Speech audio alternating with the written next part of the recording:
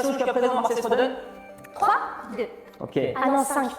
Je suis perdue. C'est la 5e édition? C'est la 5e. Ok, j'en ai fait 5 alors. Oh, cool. Bon, Bah ouais, en fait. à quoi vous attendez là pour les votes de ce soir? Du lourd, moi j'aimerais en tout cas. Ah, du lourd. Ça va, on est du lourd, vous pensez? Ouais.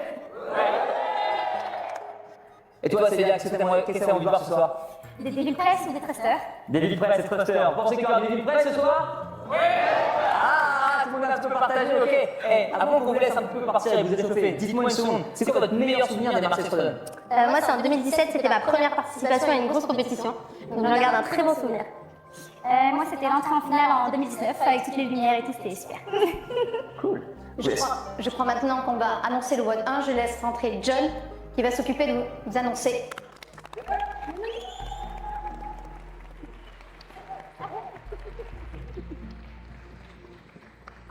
Prête les filles?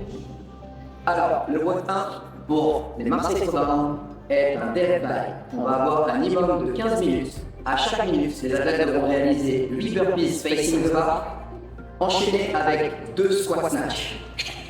De la 0, de la première à la 3e minute, puis de la 3e à la 6e, ce sera 8 burpees facing the bar, enchaînés avec 3 squat snatch. Et on va rajouter un squat snatch toutes les 3 minutes, toujours en minimum jusqu'à la 15e minute. Si les athlètes vont jusqu'au bout des 15 minutes, il y aura 1 minute AMRAP squat snatch pour se départager. La charge est de 60-40. Si le WOD s'arrête à la 16e minute ou lorsque l'athlète n'arrive pas à rentrer le nombre de répétitions imparties dans la minute. Bon courage les filles. Et puis, on voulait vous échauffer? Ok. Allez-y, filez par là et on va reprendre comme nous. Ok, on revient sur le format du haut, Délo. Une mort par les burpees et le snatch, c'est plutôt intéressant. Donc on vous rappelle, un WOD qui va durer 15 minutes. Sur les 3 premières minutes, les athlètes doivent réaliser 8 burpees facing the bar, puis 2 squat snatch avec des charges de référence de 60 kg pour les hommes, 40 kg pour les femmes. Toutes les 3 minutes, on augmente d'une répétition le nombre de squat snatch à rentrer, mais la charge reste la même. Okay. L'idée, c'est d'être capable d'arriver au bout des 15 minutes, c'est-à-dire un stade où chaque minute faudra faire 8 burpees facing the bar, et si je dis pas de bêtises, 6 squat snatch, ça commence à faire 14 répétitions dans la minute, quasiment une rep toutes les 4 secondes, c'est chaud. Et si vous êtes encore en vie à ce moment-là, une dernière minute pour vous départager avec un max de squat snatch. En extra time, super. Cool. Ça vous plaît?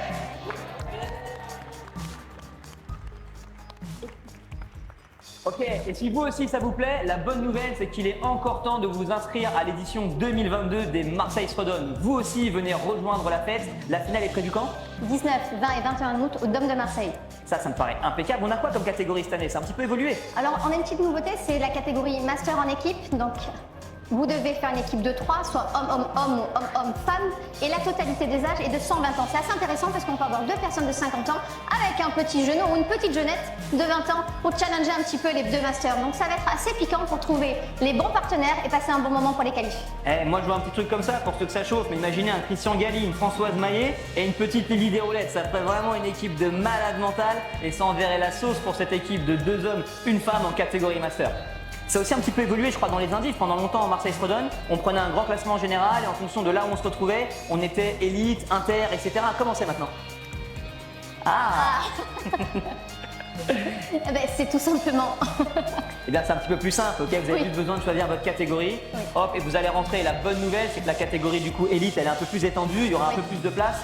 Donc les gars, si vous êtes chaud comme la braise et fit comme Jaja pendant que l'été arrive, si vous avez envie de vous frotter au tout meilleur de France, d'Europe et parfois même du monde, ok, au sein des Marseille, eh ben allez-y, tentez la qualification en élite et vous aurez l'occasion de vous frotter au gratin dauphinois de la discipline dans une compète avec toujours une ambiance de malade et une communauté de ouf, ok, tous les bénévoles que vous rencontrerez chaque année qui viennent pour beaucoup de Massilia et de Massilia 2 Tout à fait, et mais qui aussi- vont vraiment suivre l'événement. Ouais, dis-moi. Mais aussi de tout le département et même de toute la France. Donc, n'hésitez pas, si vous voulez vivre une aventure incroyable au sein de la M-Team, de venir nous rejoindre. On est tout bon? Allez, sur ce, on va laisser les athlètes s'échauffer. Ils vont avoir environ 5 minutes et on repart une nouvelle fois. Rappelez-vous le format de ce WOD, un death by, une durée de 15 minutes.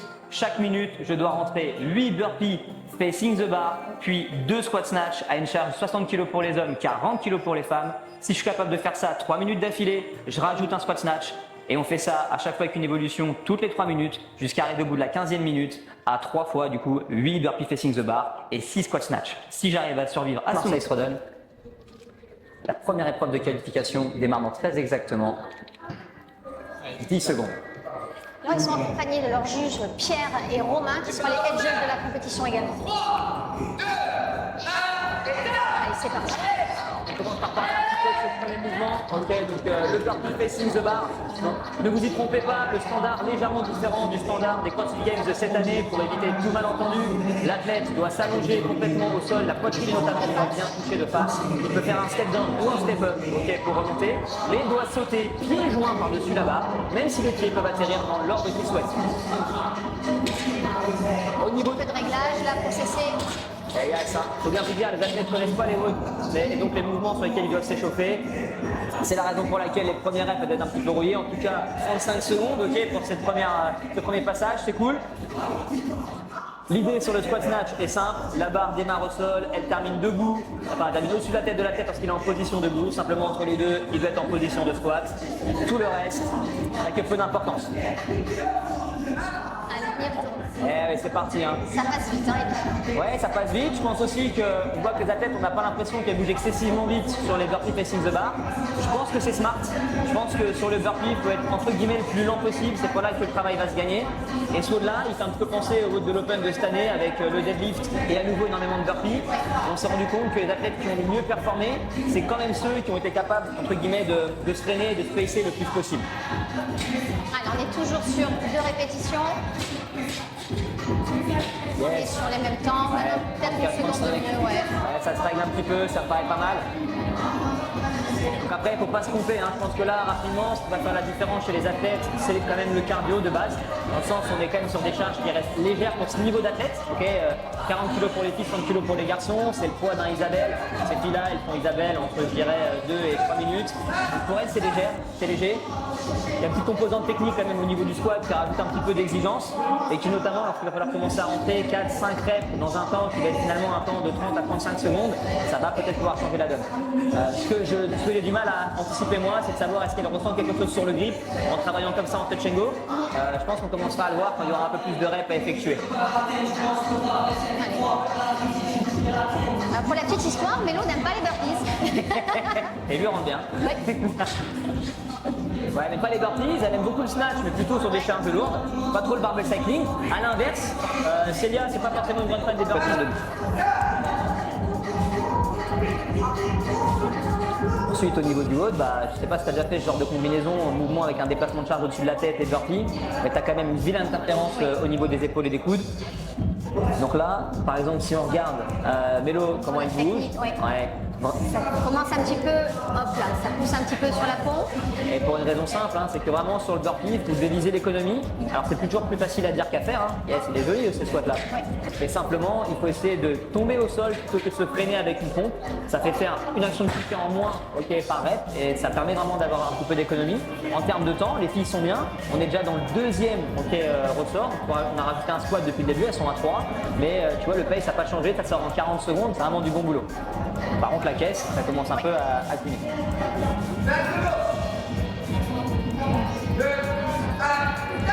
Allez, ça repart, donc on voit du coup cesser, tu vois, lorsqu'elle descend vite comme ça pour aller au sol, c'est le signe qu'elle ne résiste pas trop avec ses bras. Et en fait, mine de rien, si tu as 15 fois 8 burpees à faire, tu fais le calcul, ça en fait 120. Hein.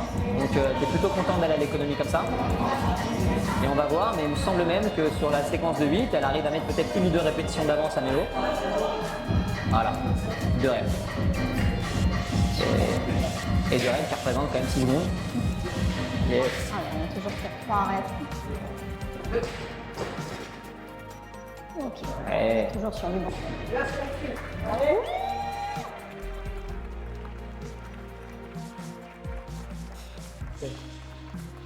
Ça commence à piquer. Ouais, je crois que c'est ça, elle commence à avoir une frimousse qui a l'image de sa coupe de feu.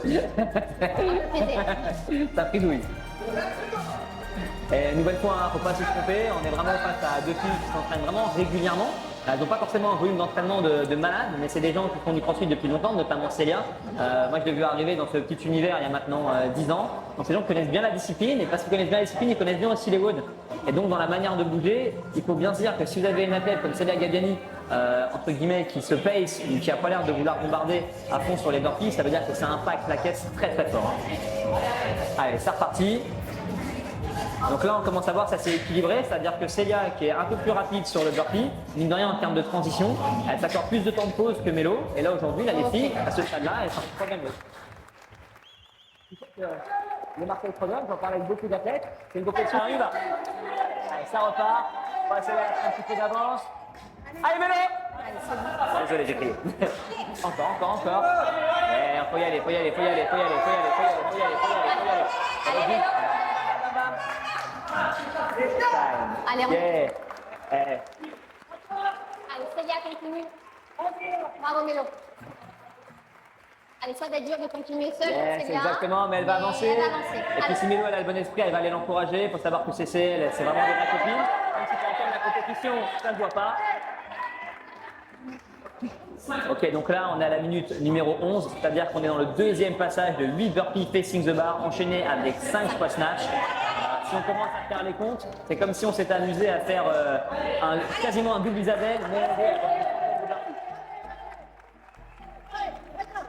ça repart. Allez. Yeah, c'est bien. Et là, il y a une grosse aspect stratégie. Ce qui est intéressant, c'est que Célia, elle a augmenté son pace là maintenant sur le barbell cycling. C'est là qu'elle est en train de faire son effort. Ça, c'est hyper intéressant. Il faut que ça rentre. Ouais. C'est bien. Ça repart. Allez, c'est reparti. Et là, c'est d'autant plus dur, hein, Allez, que c'est vous une êtes attente. toute seule, etc. C'est une attente. Vous voyez, ah bah, c'est sûr qu'elle a fait son premier relevé. Et elle accélère la remontée du burpee. Elle a compris que si fallait que ça rentre. Allez. Ça passe, c'est plus dur en plus qu'on a plus un partenaire qui peut nous servir de l'aide. Ah, ça rend pas évident. Ouais, c'est bien, ça encore. Allez, faut se tenir bon. Vas-y, vas-y. Ok, donc ne faites pas ce mot seul chez vous, hein, je vous garantis. C'est aussi la difficulté du dead by, hein, surtout sur un burpee. Un mouvement horrible, il n'y a aucune raison de s'arrêter. Et si à un moment donné, on rencontre un mur. Ok. Et pendant la phase d'échauffement, est-ce que vous êtes fixé une stratégie ou une manière de faire? Moi, je savais qu'il fallait que j'aille doucement sur les burpees, parce que comme c'est mon point noir, j'y allais doucement pour pas arriver éclater sur les snatchs. Mais bon, à un moment donné, Le temps t'a rattrapé. De stepper les burpees à la montée, oui, je suis volontaire. C'est ma seule stratégie et après, et au revoir. Ok, cool. Bon. Impactant? Ouais. Impactant. Ok. On va Bon, peut-être... les filles, en fait, il se trouve que, bah, franchement, déjà, on peut les féliciter. Est-ce que vous pouvez applaudir, s'il vous plaît, les filles, pour ça?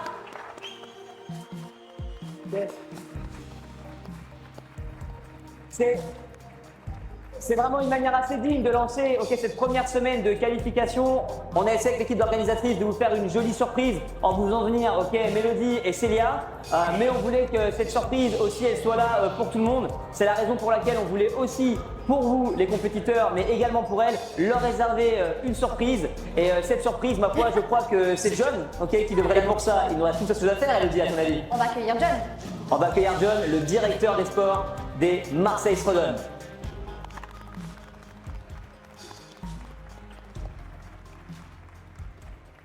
Ok, vous êtes prêts pour le World 2, les filles? Ouais. Le World 2 des Marseille Srodon pour les qualifications cette année est en 2 parties, d'accord? La première partie est un fort time avec 4 tours de 20 toes to ring, enchaînés avec 8 dévis de presse, double dumbbell, 22,15 pour la charge. Pour la partie B, c'est un fort time avec un time cap de 7 minutes. Derrière, vous aurez 1 minute de repos avant de partir sur la partie B. Pour la partie B, vous aurez un 500 mètres row fort time. Pour la partie B, il y aura 2 scores, le 500 mètres row et le premier score. Il vaut autant de points que la partie B, d'accord, de la deuxième partie. Et la deuxième partie est un max de handstand walk dans le temps restant jusqu'à 3 minutes. Oh non! Donc, sur la deuxième partie, vous allez repartir après 1 minute de repos et cette fois, vous avez 3 minutes pour faire un 500 mètres hammer fort time suivi d'un max de handstand walk. Le son.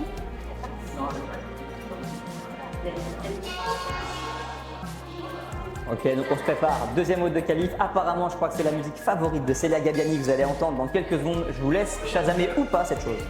Marseille pour 2022. Johnny ready? Est-ce que le public est prêt?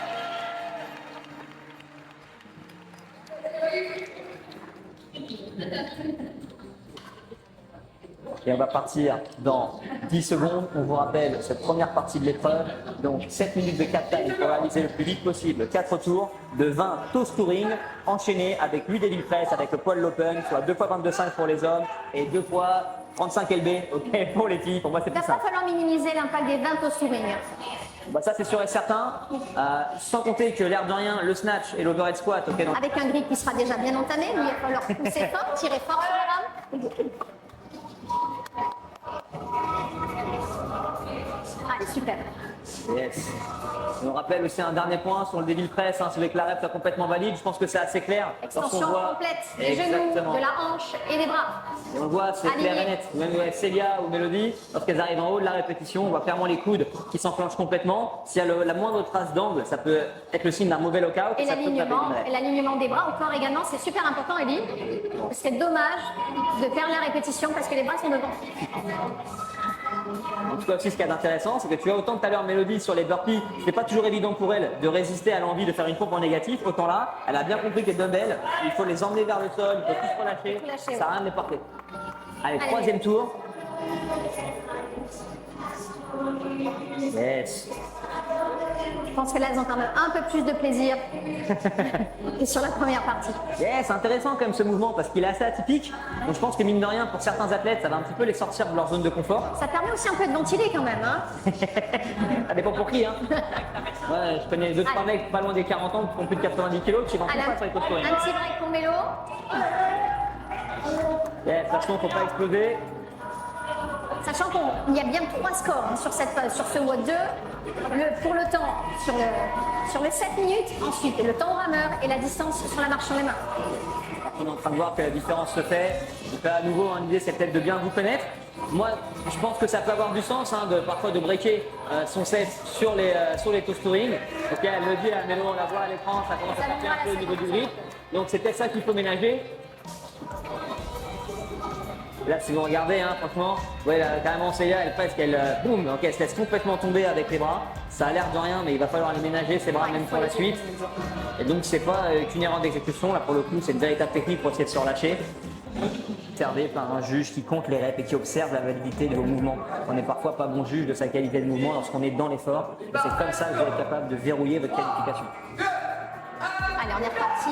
500 mètres à l'heure. 500 mètres à l'heure, alors là c'est cool parce que on va dire un bon athlète masculin frais, il pourrait espérer sortir en moins d'une 25, mais là au niveau des filles ça peut être très très vite différent. Tirer après les qu'elles se sont déjà envoyées là, les 3 épreuves déjà en moins de 2 minutes, ça va être important et après la question c'est de voir ok en 10 minutes qu'est-ce qu'on peut faire quand on est un petit peu entamé physiquement en termes de marche sur les mains. Allez, on voit Mélo jeter sur le rameur de CC de temps en temps. Ouais, je pense que Et CC fait la même chose. Ah, ce sont des combattantes. Hein. elles sont copines dans la vie, mais là maintenant il n'y a plus de copines, hein, moi, je te le garantis. Je pense aussi que c'est important, en l'occurrence, parfois pour les athlètes féminines, d'essayer de se rendre compte c'est quoi un bon pace, c'est quoi une bonne cadence.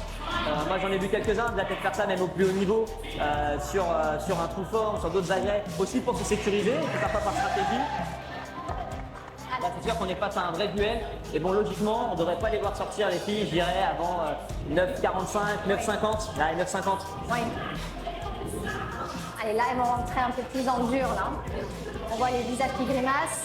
Faut tenir, faut tenir. Il faut tenir, il faut aussi essayer de comprendre avec quoi est-ce qu'on a envie d'agir sur le rameur. Je pense que là, très spécifiquement, il faut être très fort en jambes. Il faut garder beaucoup de masse du corps au-dessus de la pale, au-dessus des jambes longtemps. Parce que les jambes ont été un peu moins impactées que le reste sur la première partie du WOD.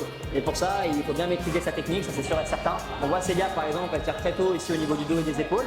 Sans doute parce que c'est là qu'elle est forte, avec la thérophilie entre autres. Voilà, il faut essayer peut-être de garder son corps plus longtemps au-dessus du ciel. Et ça va se terminer, là. N'importe quoi, moi j'ai envie de crier pour les encourager, mais avec le micro je peux pas. Allez, ça se termine. En tout cas, si vous êtes chez vous, n'hésitez pas à laisser en commentaire ce que vous pensez de ces WOD. Ce qui est sûr, c'est qu'ils vont pas rigoler. Allez, ça regarde. Ça tire pour de vrai. Hein. Super job de filles.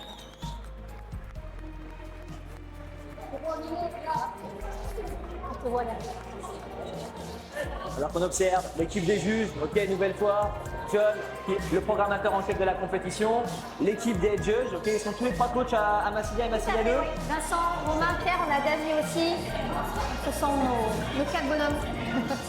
Ça, c'est hyper important. On va laisser tranquillement les filles se rapprocher un petit peu de nous et on va gentiment un petit peu faire le débrief de tout ça. Bravo Mélo. Alors qu'on est en train de les équiper avec les micros pour que vous puissiez un petit peu profiter du spectacle. Bon, je propose qu'on fasse ça en 2 temps. Qu'est-ce que t'en penses, Hello? On Oui. commence par discuter avec peut-être celle qui a le mieux tiré son épingle du jeu sur le premier couplet, à savoir Cécé. Oui. Yes. Comment tu t'es senti sur la première partie? Super bien, mais la grippe dure. Ok. Je sais tenir parce qu'elle était pas très bonne. Qu'est-ce qui était plus dur du coup sur la première partie auto-storing? C'est pas les abdos, c'est plutôt le grip? Ok, cool. On t'avait aussi, entre guillemets, smashé les dumbbells vers le sol afin d'aider le press. Oui. Ça te sert à quoi? Aller plus vite vers le bas. Ok. Si je swing, je perds du temps. Cool. Tu vas te soulager aussi un petit peu? Surtout aller plus vite. C'était pas trop dur, les 20, t'as pas breaké du tout. Les 20, à un moment donné, t'as changé, au début, t'as changé un peu de technique. Ouais, c'était trop dur ça. Ça sert à Ouais, rien. on a vu après, t'as gardé la même technique de relâchement pour Ouais, repartir. c'est mieux. Ok. C'est pas. Ouais, sinon ben, je répète pas. Ouais. Donc, c'est trop dur, ça demande trop de force. C'est mieux de swinguer. Ok. Après, si vous êtes partenaire du bonhomme CTLM, vous avez le droit chez vous de partitionner en 4 x 5 reps, on vous aimera quand même, il n'y a pas de souci. Ok, et toi du coup, Mélo, comment s'est passé la deuxième partie du haul? À la deuxième partie, je fais ce que je pouvais au rameur. J'essaie de pas lâcher, puis après j'ai essayé de jamais descendre, j'ai essayé de rouler. Bravo. Et là-dessus que c'est pas ça alors. Non mais paradoxalement c'est marrant, pendant la soirée vous avez montré quand même des qualités physiques relativement différentes et pour autant j'ai l'impression que sur le rameur c'est peut-être le moment où soit vous vous êtes observé, soit... On était arrêté de rien. De rien, on était pareil. Ouais. Cool. Alors ça vous a plu? Ouais, cool. Yes. C'était aussi dur le WOD 1 que le WOD 2, c'était différent. Le WOD 1 c'est plutôt ici, le WOD 2 c'est. Ça impactait plus le physique. Ah ouais, ah ouais. Toi tu auras un conseil à donner, peut-être du coup on t'a vu breaker sur les Et toasterings. ouais, en fait j'étais surprise parce que les touring je les avais jamais fait dans un WOD donc je savais pas trop comment les appréhender.